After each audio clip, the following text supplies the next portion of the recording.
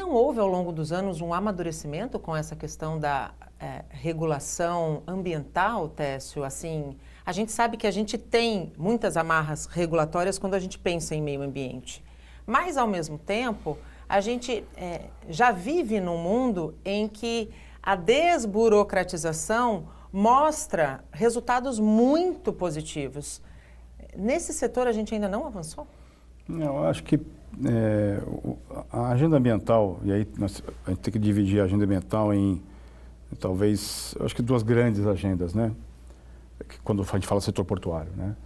A agenda do licenciamento, né? E aí podemos incluir não só o licenciamento de terminais, mas questão da dragagem, né? Overflow, mas não vou entrar nessa seara. E a agenda propositiva, né? Que seria a agenda de descarbonização / adaptação, que é onde aí entrariam os biocombustíveis como solução. Eu acho que, por mais que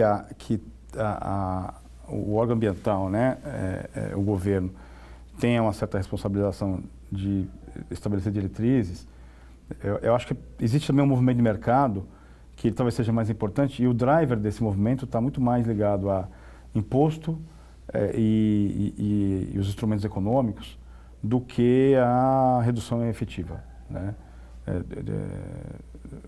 E isso é um bom drive de incentivo no consumo do combustível. Sem dúvida. Então, acho que a preocupação é mais essa, como é que a gente faz regulação de mercado, e aí eu vou dar um exemplo aqui, a questão do próprio modal de transporte, né? Enquanto o diesel na bomba de combustível ele estiver sendo subsidiado, você vai ter sempre o transporte hidroviário, o transporte marítimo ou ferroviário quase que se igualando ali. Sim. Né?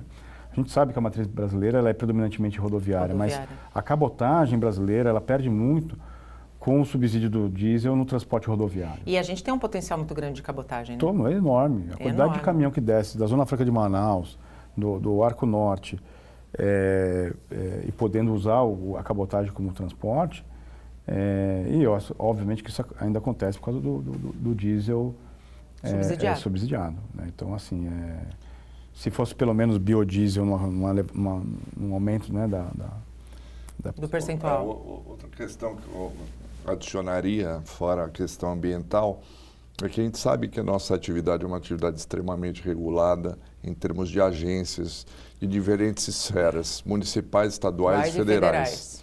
Né?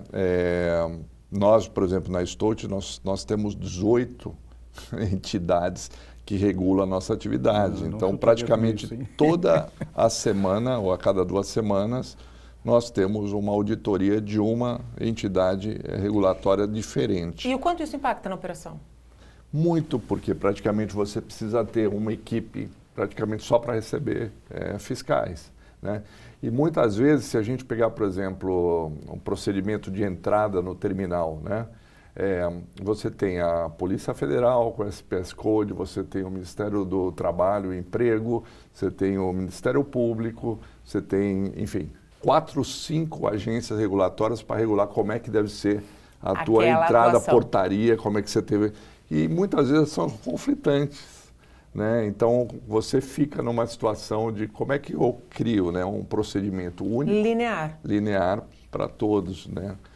Além de ter que ter uma equipe, nós somos disparados no mundo, quando a gente compara o nosso back-office, o back-office mais caro do mundo, de toda a Stolt, né? E ninguém entende, daí a gente tem que explicar. A gente tem 18 órgãos regulatórios aqui que temos que receber e fazer auditorias e atender às regulações. Então, é bastante complicado.